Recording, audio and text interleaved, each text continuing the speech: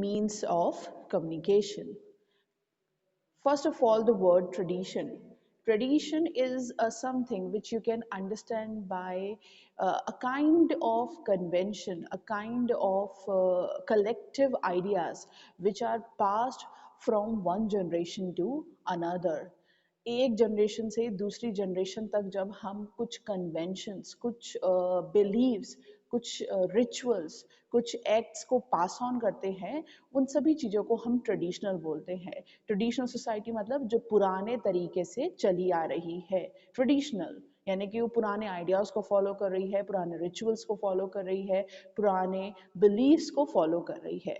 So what is traditional media? Traditional media वो है जो कि अभी मॉडर्न मीन्स ऑफ कम्युनिकेशन जो हमारे पास अवेलेबल है, जैसे कि टीवी, प्रिंट और films and specially the digital media that we have, इन सब से पहले जो मीन्स ऑफ कम्युनिकेशन हमारे पास अवेलेबल थे। हम जानते हैं कि उसमें हम लोग फोक मीडिया और फोकलोर को भी गिनते हैं। अभी बात करेंगे फोकलोर और फोक मीडिया क्या है, एक एक करके बात करते हैं। पहले बात करते हैं कि ट्रेडिशनल मीडिया जो है, how it is connected to our communication, how it is connected to our culture. So whenever we say traditional, traditional means we go back to history, we go back to what our ancestor used to believe, what our ancestor used to do, और किस तरीके से वो अपना जीवन जीते थे, और specifically communication, because we are here talking about media. तो वो communication किस तरीके से करते थे, किस तरीके से कम्युनिकेशन होता था। लोग पंचायत में या गांवों में एक जगह बैठते थे, बात करते थे, मेले लगते थे, पपेट शो होते थे, तमाशे होते थे, तमाशा काइंड ऑफ नाटक होता था, और कीर्तन जो आज भी आप लोग देखते हो कि कीर्तन की टोली पूरी जाती है and they sing religious songs and kind of you could say cultural songs जो कि एक रीजन, एक कल्चर से जुड़े हुए हैं। और इस तरीके से और भी बहुत सारी चीज़ें हैं, डांस फॉर्म्स बहुत सारी हैं जो कि कल्चर से जुड़ी हुई हैं। ऐसे हमारे ट्रेडिशनल डांस फॉर्म्स हैं जिनके थ्रू भी हमने बहुत तरीके से कम्युनिकेशन किया हुआ है।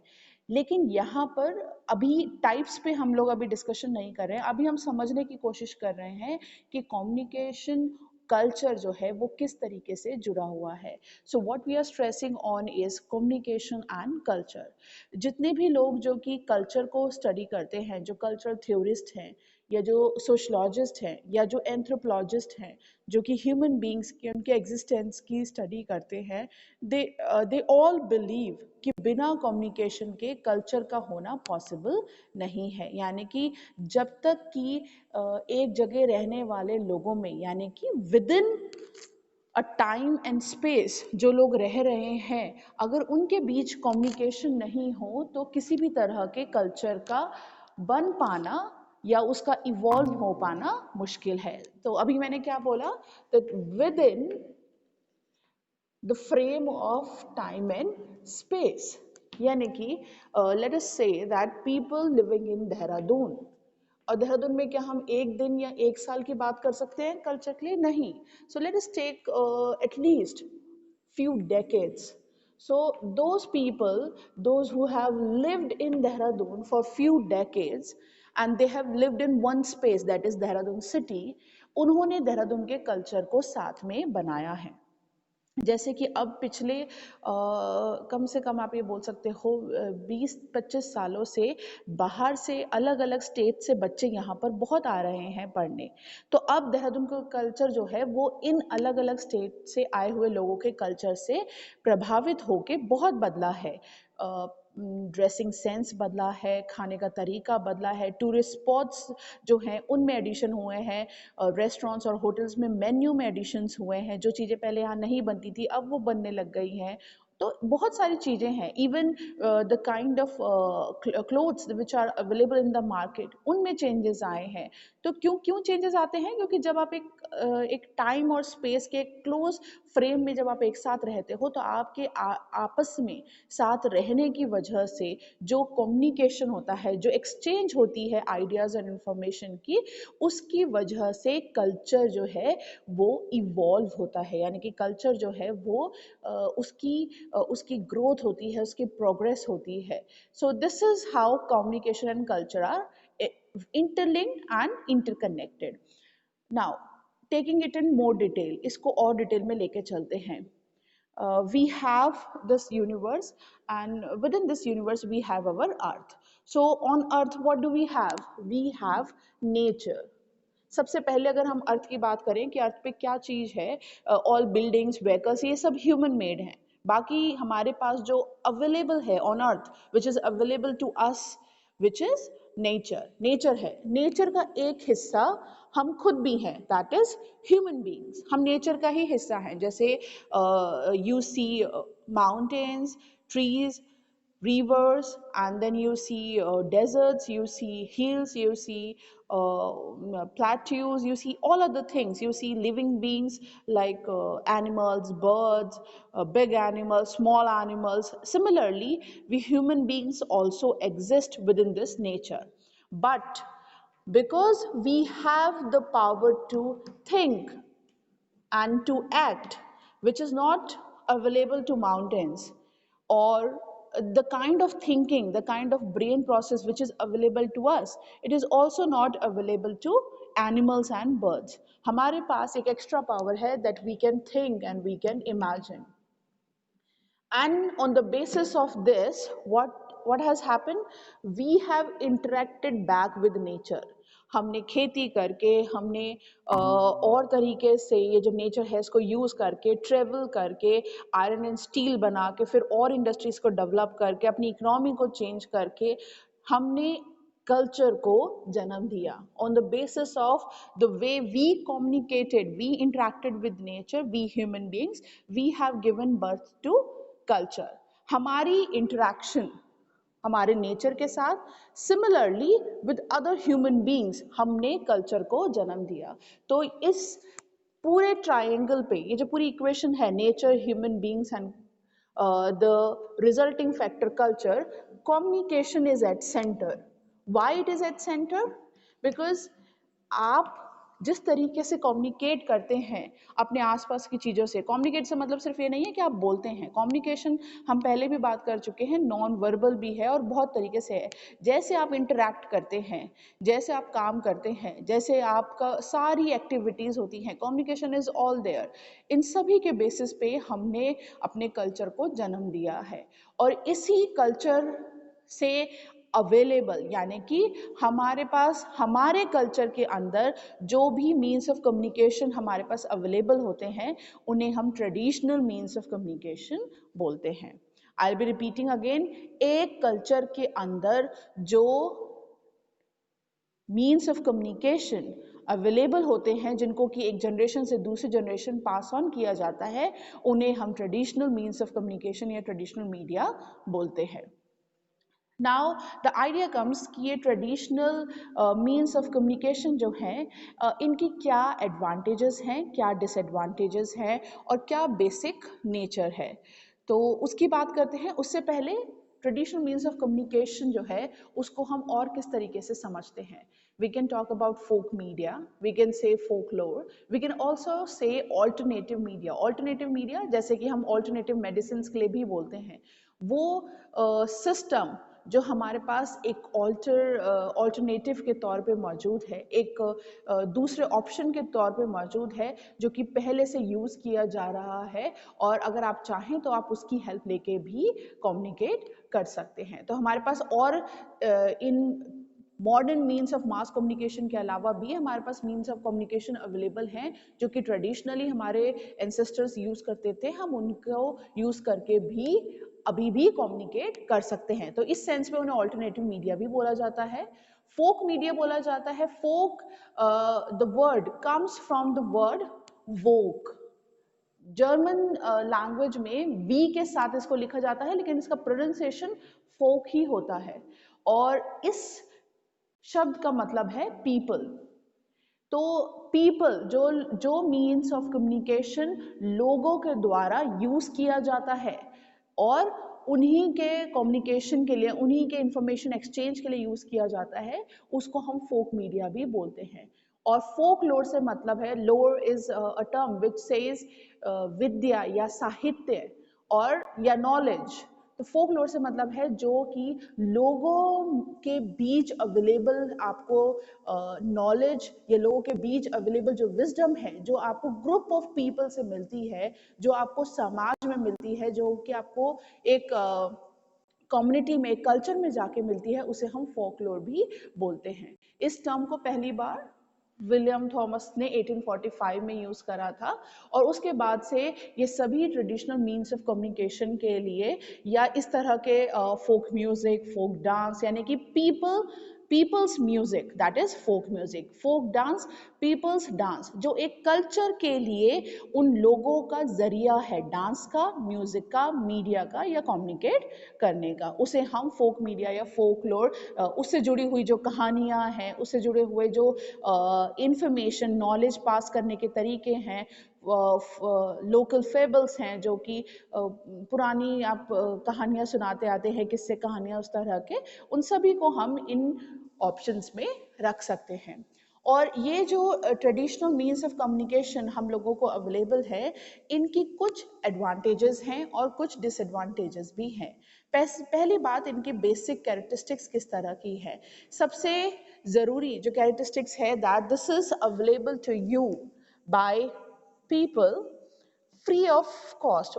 फ्री ऑफ कॉस्ट से मतलब क्या है? Free of cost doesn't mean कि अगर आप ड्रम्स या कोई इंस्ट्रूमेंट खरीदना चाहेंगे तो आपको उसका पैसा नहीं देना है। Free of cost means that like modern means of communication, you don't have to take some kind of subscription, you don't have to pay to anybody. This is ये आपको आपके अपने लेवल पे, यानी कि अपने कॉमन मासेस के level पे, अपने जो आम जनता है उसके लेवल पे अवेलेबल होती है। आप चाहें तो खुद एक नुक्कड़ नाटक कर सकते हैं, आप चाहें तो खुद एक तमाशा कर सकते हैं, आप चाहें तो खुद अपनी कीर्तन की टोली बना के you can just go to your colonies and your neighbourhoods and you can sing songs and you can tell stories to people. तो ये हमारे पास ट्रेडिशनली अवेलेबल चीज़ें हैं जो हमारी ही हैं और हमें अवेलेबल हैं।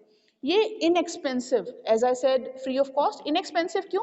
क्योंकि अगर इन्हें आज के टाइम पे भी लोग यूज़ करना चाहें, मान लीजिए हम लोग एक एग्जांपल पहले भी ले रहे थे that we have to communicate in remote areas of Uttarakhand और हिमाचल प्रदेश और maybe Rajasthan, any kind of, not just the mountain regions but even desert regions. आपको किसी ऐसे रिमोट एरिया पे जाके कम्युनिकेट करना है, उन्हें ना आपके स्मार्टफोन समझ में आते हैं, ना उन्हें बहुत ही ज़्यादा फिल्म्स और टीवी में इंटरेस्ट है, पढ़ना वहाँ के बहुत ज़्यादा लोगों को नहीं आता, तो आप आएंगे ही इस ऑप्शन पे जहाँ पर कि आप ट्रेडिशनल मीन्स ऑफ कम्युनिकेशन को यूज़ करो। वहाँ पर जो राजस्थान में जो कठपुतली का जो स्टोरी टेलिंग का तरीका है, आप वो यूज़ कर सकते हो। वहाँ पर जो तमाशा करने का तरीका, आप वो यूज़ कर सकते हो। वहाँ पर आप लोकल जो कीर्तन करने वाली टोलियाँ हों, उनसे बात कर सकते हो, उनके ज़रिए आप अपनी बात बता सकते हो। तो ये इनएक्सपेंसिव मीन्स ऑफ कम्युनिकेशन है, अवेलेबल सिर्फ पुराने टाइम में नहीं, आज के टाइम पे भी अगर आपको ऐसे लेवल पे जाके अपनी बात पहुंचानी है तो you can still use it. Then the point comes that it is a more of interactive nature because this is more interpersonal. इसका जो लेवल है वो इंटरपर्सनल ज़्यादा है। इंटरपर्सनल अब आप लोग समझ चुके हैं टाइप्स ऑफ कम्युनिकेशन। तो यहाँ पर इंटरेक्शन ज़्यादा है। इंटरेक्शन से मतलब है कि जब आप एक तमाशा भी करते हैं या कीर्तन भी करते हैं, आप कितने लोग होंगे? मैक्सिमम 10, 12, 15, और आप किसी के घर जाके बैठ के कीर्तन कर रहे हैं, आपकी उनसे 101 एक्सचेंज हो सकती है। आप उनसे सामने उनके बॉडी जेस्चर देख सकते हैं, उस हिसाब से आप अपनी बात में चेंजेस ला सकते हैं, अपनी वॉइस में मॉड्यूलेशन कर सकते हैं, अपने एक्सप्रेशन में चेंजेस ला सकते हैं। तो यहाँ पर सिर्फ वर्बल कम्युनिकेशन नहीं होता, यहाँ पर नॉन वर्बल कम्युनिकेशन भी उस कम्युनिकेशन को और इफेक्टिव बनाता है, क्योंकि ये इंटरपर्सनल लेवल पे होने लग जाता है। आप इसको ग्रुप कम्युनिकेशन तक भी ले जा सकते हो, लेकिन ग्रुप कम्युनिकेशन के साथ साथ इंटरपर्सनल भी हो सकता है। अगर आप उस ग्रुप का हिस्सा हैं जो कि कीर्तन कर रहे हैं या तमाशा कर रहे हैं या डांस कर रहे हैं, तो आप चाहें तो आप लोगों से 101 इंटरेक्शन भी कर सकते हो और अपनी बात और बेहतर तरीके से बोल सकते हो। जब आप कोई तमाशा करते हुए लीड रोल में हैं और एक्टर हैं, तो आपकी 101 इंटरेक्शन स्टार्ट हो जाती है, फिर वो ग्रुप कम्युनिकेशन नहीं रहता। तो ऐसे लेवल पे इस तरीके से ट्रेडिशनल मीन्स ऑफ कम्युनिकेशन का यूज़ करते हुए हम अपनी बातें बहुत ही अच्छी तरीके से पहुंचा सकते हैं। तो ये कुछ एडवांटेजेस हैं जो कि अवेलेबल हैं हमारे को ट्रेडिशनल मीन्स ऑफ कम्युनिकेशन में। प्रॉब्लम जो डिसएडवांटेजेस आती है सबसे बड़ी है इन टर्म्स ऑफ रीच।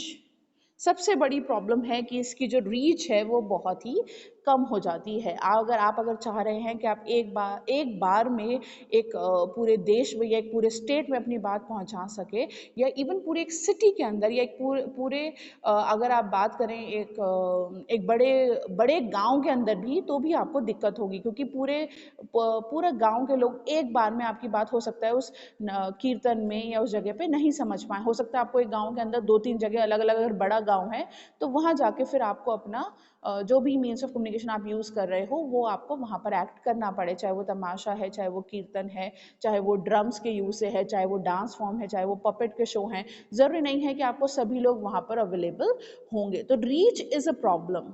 कितने लोगों तक आप पहुँच पाते हो, ये एक बहुत ही बड़ी प्रॉब्लम है। Then the problem comes is, जो एडवांटेज है वही प्रॉब्लम है।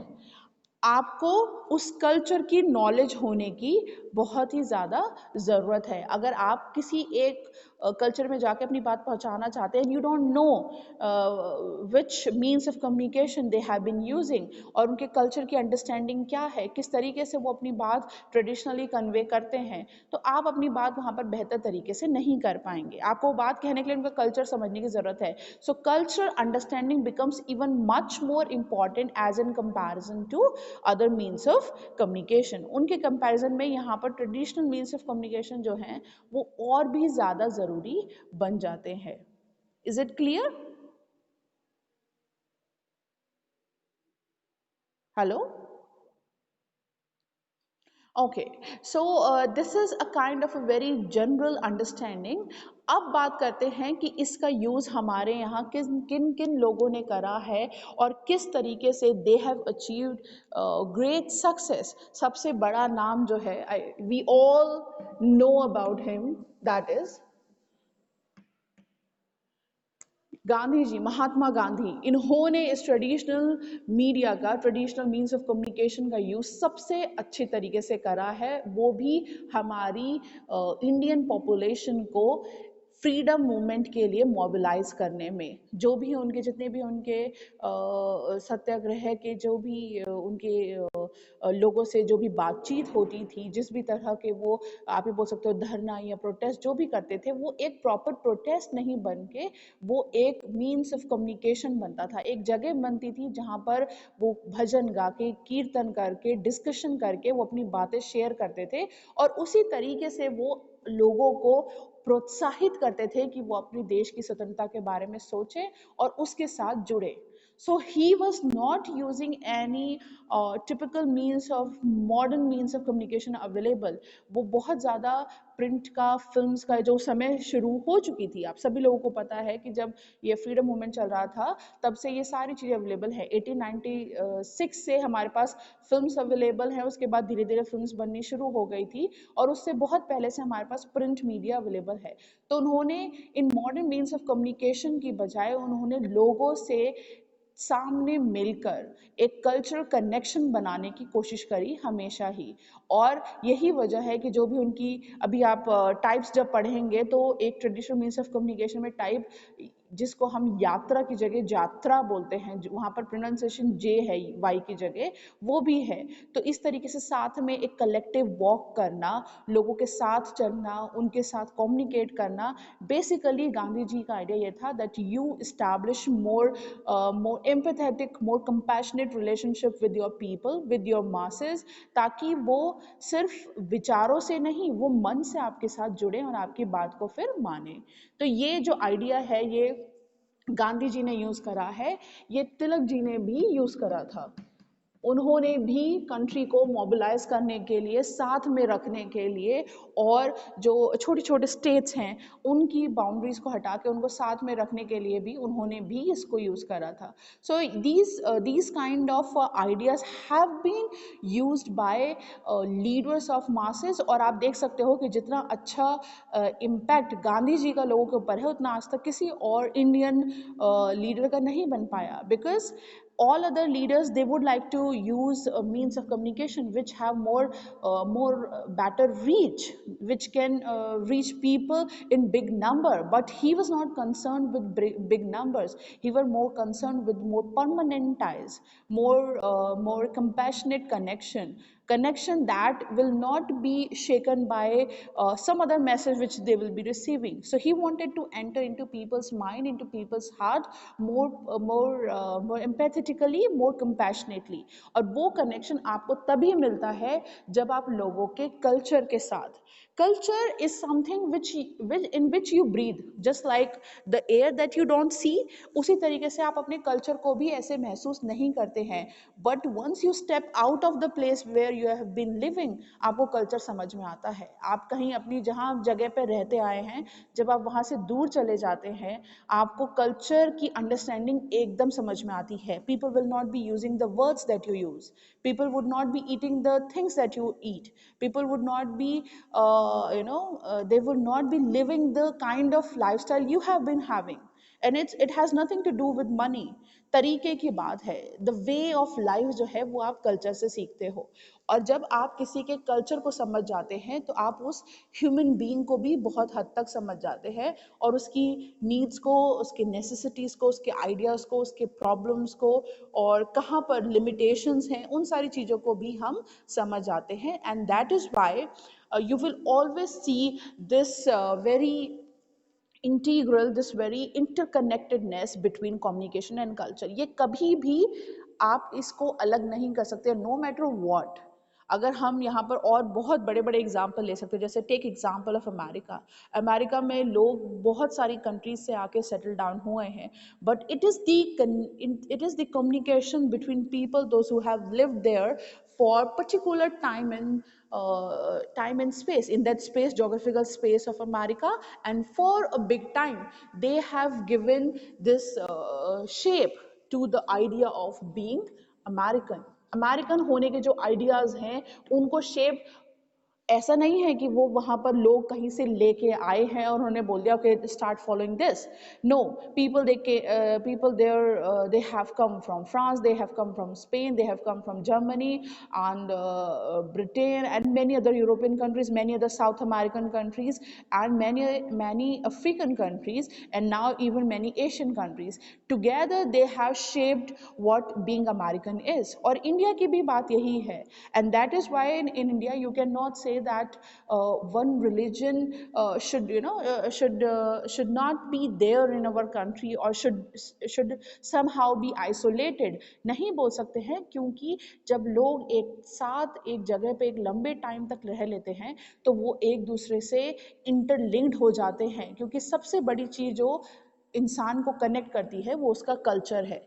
और culture is not dependent on your religion, culture is not dependent on which nation you belong to. Culture is dependent on the fact that a group of people, no matter how big or how small, they have lived into one time and space together, and the way they have communicated, it has given shape to the culture. इसीलिए office culture भी होता है. Office culture कैसे होता है जब वो एक नेशन नहीं है? ऑफिस कल्चर होता है बिकॉज उस ऑफिस की बिल्डिंग के अंदर, उस स्पेस के अंदर, जो वो ऑफिस की बिल्डिंग का स्पेस है, वहाँ पर लोगों ने अपने 5-5, 10-10 साल दिए हैं लाइफ के, और जिस तरीके से उन्होंने आपस में बातचीत करी है, इंट्रैक्शन करा है, जैसे कम्युनिकेट करा है, उसने एक रिजल्टिंग कल्चर को जन्म दिया है. क्या वहाँ पर wearing formal is compulsory? Yes, it is compulsory because people have always accepted the idea of wearing formals.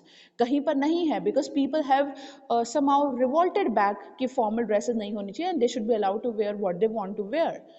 Somewhere you will see that the environment is more patriarchal, somewhere you will see the environment is more liberal.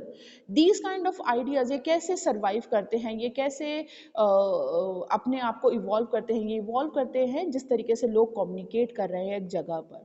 So time and space, communication and culture, these things are very minutely interlinked. इनको अलग करने का idea ही नहीं है. There is no way you can just cut down one thing from the other. बिल्कुल आप possible ही नहीं है आप कर सकते हैं। Just imagine your self in the room that you live, in the house that you live, you have connection with each of the corner of your house, you have connection, and then you have memories for your house. How do you have it? Because आपने उस जगह पे, उस घर को, उस कमरे को, even if the bad that you have given lots of time, you have communicated with your house, आपने अपने घर के साथ भी communicate करा है, आपने वहाँ बैठ के you have smiled for so many times, you have cried there for so many things, and you have yelled over also, and maybe you have just sat there and thought about something. ये सारी चीज़ें जो हैं वो एक जगह को उसके कल्चर को इवॉल्व करने में हेल्प करते हैं। हमारे अपने फैमिली के भी कल्चर होता है, एक काम करने का तरीका है, लाइफ को जीने का तरीका है, खाना खाने का तरीका है। सो these things when you talk about at a very big level, you call it as traditional means of communication available, और हर जगह के अलग अलग होते हैं। जैसे कि अगर आप पहाड़ों की तरफ चले जाएंगे तो वहाँ पर कठपुतली के बजाय जो यात्रा का सिस्टम है वो ज़्यादा लोगों को पसंद है, क्योंकि माउंटेन्स में चलना, ट्रैक करना, एक जगह से दूसरी जगह जाना, ग्रुप में जाना और साथ में रहना, ये सारी चीज़ें जो हैं वो कलेक्टिवली होती हैं। और क्योंकि माउंटेन्स में you have this idea of more connection with local gods, तो वहाँ पर कीर्तन भी बहुत एक्टिव रहता है। अगर आप बात करते हैं ऐसे एरियाज़ की जैसे कि राजस्थान एंड गुजरात की तरफ, यहाँ पर आपको पपेट शोज़ का बहुत ज़्यादा यूज़ मिलता है। वहाँ पर जो स्टाइल भी होगा पपेट शो का, वो उनका ट्रेडिशनल लैंग्वेज से, रीजनल लैंग्वेज से बहुत ही जुड़ा हुआ होगा। वहाँ की छोटी छोटी जो हिस्टोरिकल स्टोरीज़ हैं, लेजेंड्स हैं, उनके बारे में भी आपको सुनने को मिलेगा। So you need to understand कि किस तरीके से यहाँ पर कनेक्शन है, किस तरीके से लोग जो है वो अपने फोक मीडिया से, अपने फोक लोर से, फोक डांस से, फोक म्यूज़िक से और इस तरह की सारी जितने भी लोकल फैबल्स या स्लो स्टोरीज़ हैं उनसे कैसे जुड़े हुए हैं। जब आपको ये पता होता है तो आप उस जगह के लोगों के साथ बेहतर कम्युनिकेशन कर सकते हैं और आपका जो कनेक्शन है उनके साथ वो भी और बेहतर हो जाता है। Is this clear?